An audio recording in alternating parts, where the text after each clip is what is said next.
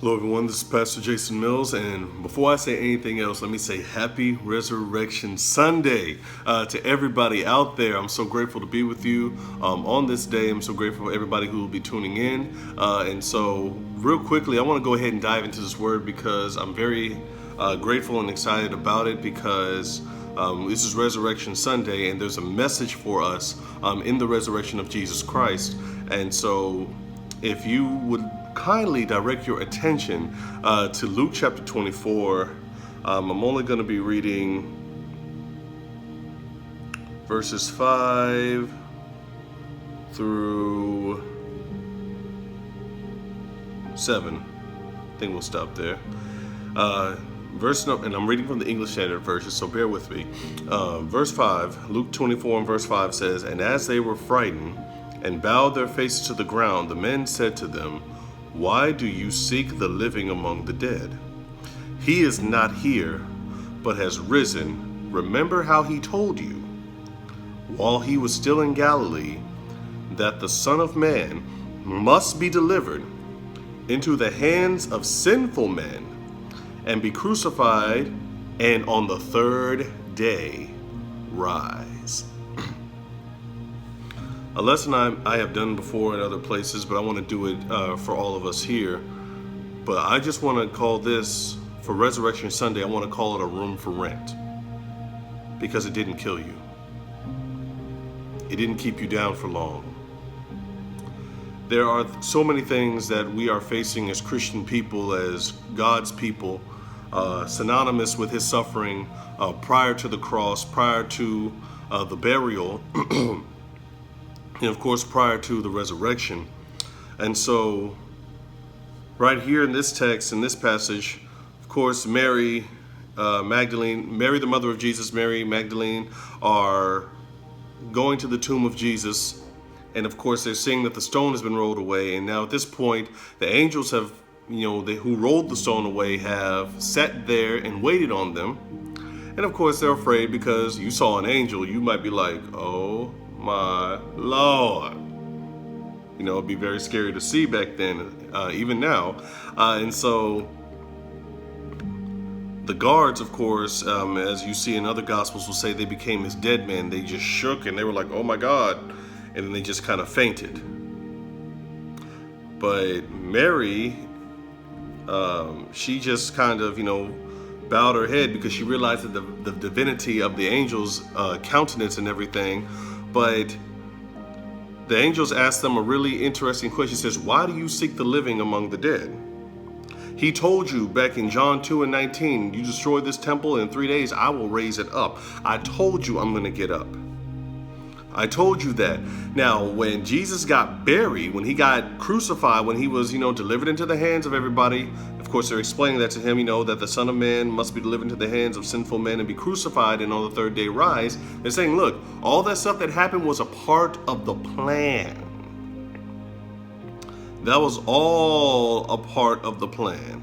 Like, I need you to understand that when I was, betrayed by one of my own, went before the council, said nothing to them like a sheep before shearers, I was silent. I didn't say nothing to them because this was supposed to happen. I went in the garden and I asked God to deliver me from this burden, to let this cup pass from me because I didn't want to do this. I didn't want to do this.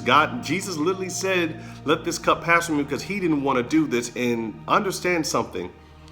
When God has a plan for your life, it is going to come with pain. It is going to come with pain. I don't know how many of us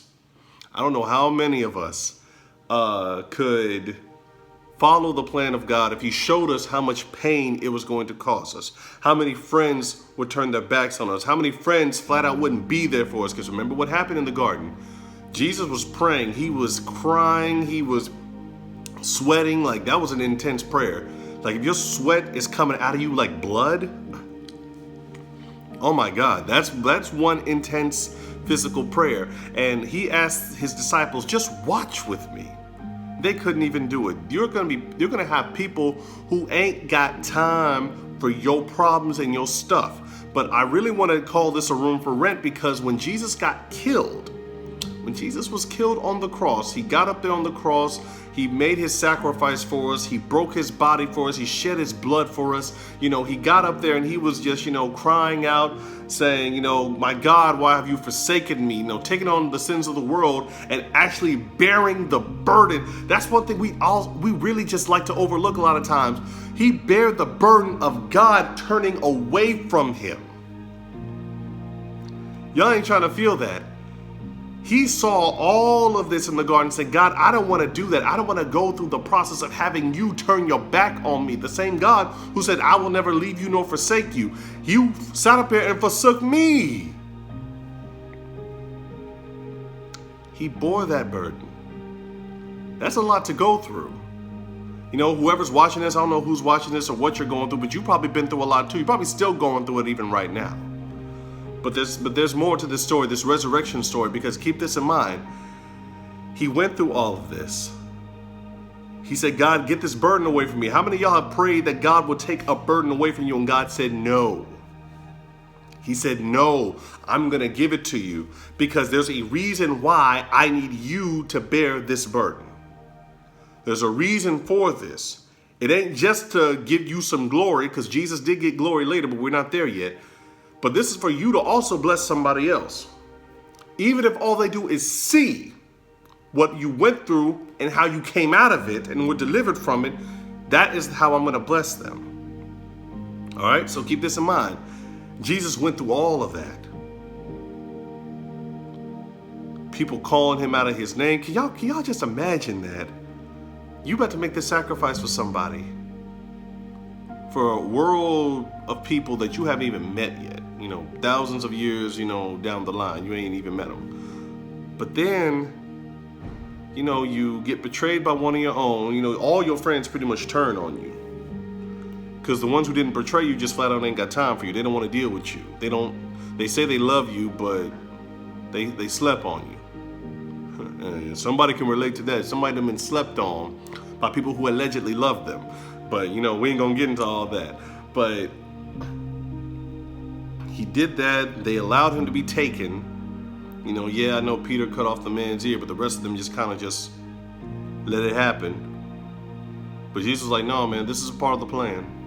It's just a part of the plan. Let it happen. Let them say all this horrible stuff about him. He didn't say nothing back. Now, me, I don't like being talked about. You say something bad about me, Jesus is still working with my heart because I like to give it back to him. You cuss me out, I want to give it back to you, but he said nothing.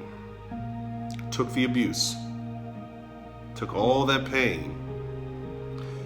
And not only did he do that, he let them put him on a cross, hung there for hours. Now, if I know my plan is to die, I'm not going to prolong this. I'm not going to prolong the pain at any given moment. I'm saying, God, if your plan for me is to die like this, let it go quickly. Let me go quickly. I don't want to linger. I don't want to go through all the pain and the agony of having to stand up here, have my body all beat up and everything, and then have these nails driven into me, this crown of thorns on my head, and keep in mind, he got crucified on a really, really rugged, jank piece of wood. So he got all kinds of splinters and everything in his back, in these open wounds in his back from where they beat him up and flogged him, and all that stuff, all this agonizing pain that God went through for us. But I'm getting to this right now, the room for rent part, because he died. And everybody who wanted Jesus to suffer got the satisfaction of seeing him brought down, seeing him cut down like that and buried. Now, why do I call this a room for rent? Because when Jesus was on the cross, the last thing he said is, "It is finished. Father, into your hands I commend my spirit. What I came here to do, I've done it. God's will for me, I've done it. I did it." And this is on the Sabbath day. Like Father, like Son, Jesus gets to rest. He gets to rest. After everything he has done, after everything he has sacrificed. Some of y'all know what sacrifice looks like because you've done it so long. He's sacrificed. He took abuse along the way to that sacrifice. But understand why I call this a room for rent on the road to resurrection. He wasn't supposed to stay down. You understand what I'm saying? The plan was not for him to stay down, because yeah, he's supposed to be sacrificed, and yes, he's supposed to do that, but he said, I will raise it up. I'm going to get up from the grave. Because yes, I'm going to fulfill the prophecy and all that stuff, but one part, y'all, that's not in the prophecy is me rising up. And then after proving that I'm the Messiah, now I'm going to go to a place where you can't touch me no more. But I got to stay here because this is a Sabbath day. I am my daddy's child. I got to rest after all the stuff I've been through. And I say that for all of you watching right now. You've probably been through a lot of stuff. There's probably some days you just want to sit down in the bed and be defeated. And it's not even defeat. It's really just you resting. To other people who don't like you and want to see you hurt, oh yeah, it's going to look like defeat. It's going to look like you've been beaten up and bruised up and they got the better of you. But you got to speak victory even before you get to the grave. Speak victory before you go down. Speak victory.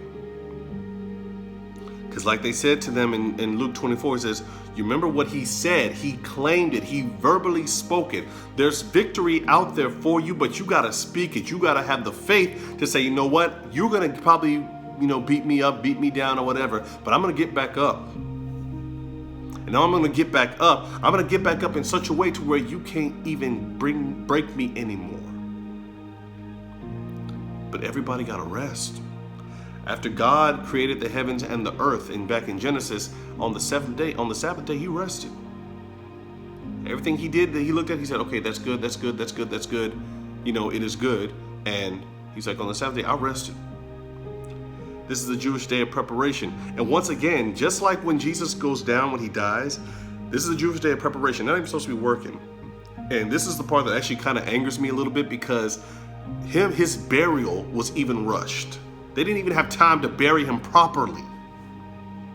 After all the sacrifices he just made for us, there's people who don't even have time to tend to you while you're down. And so while he's down, they still don't have time for him. When he's in the grave, nobody comes to visit him. The only people who are there are the Roman guard, who is making sure that he stays down.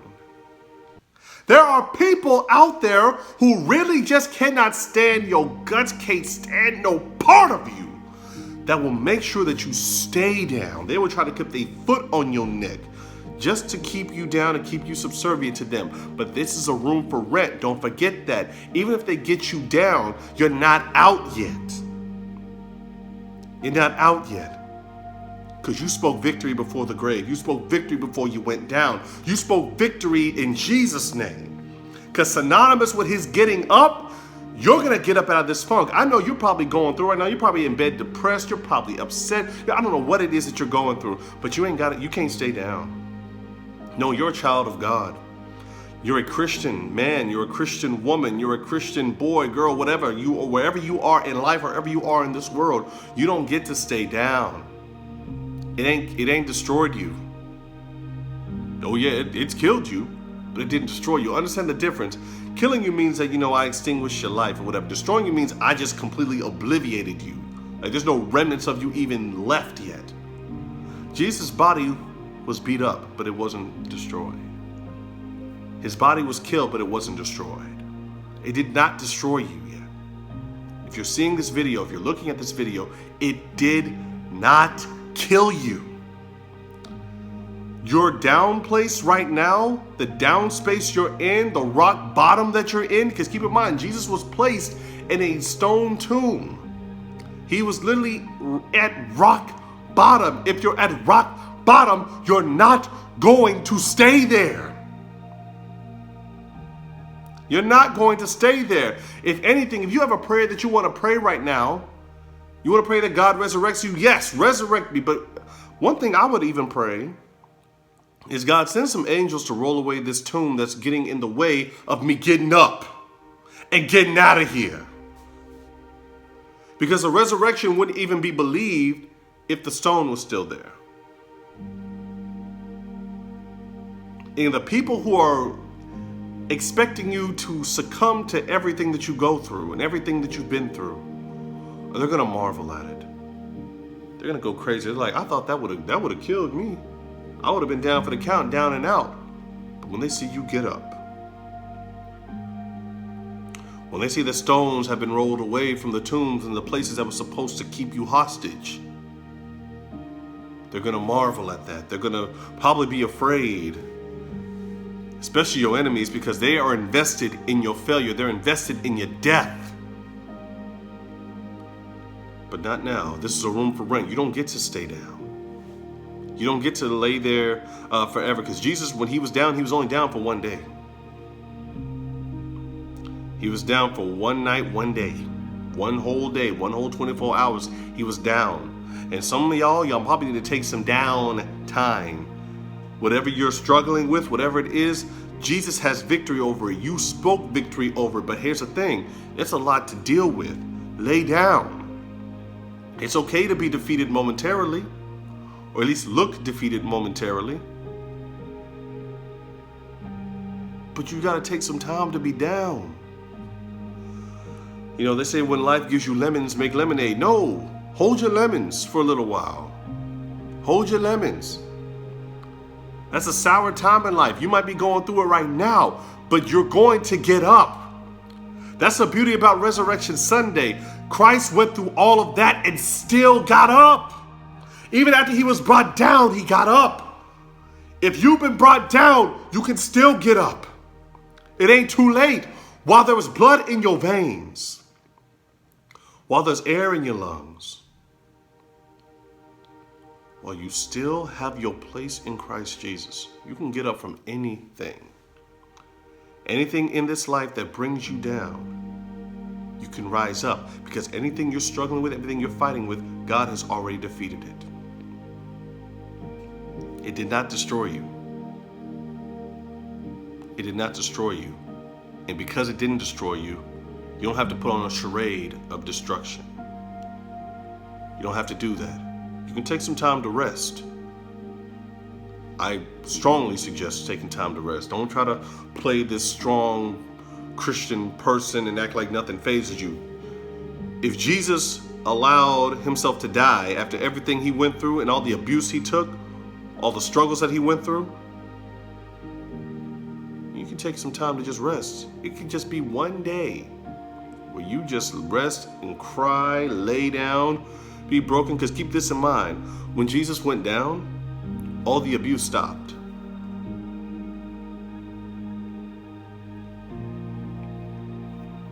All the abuse stopped.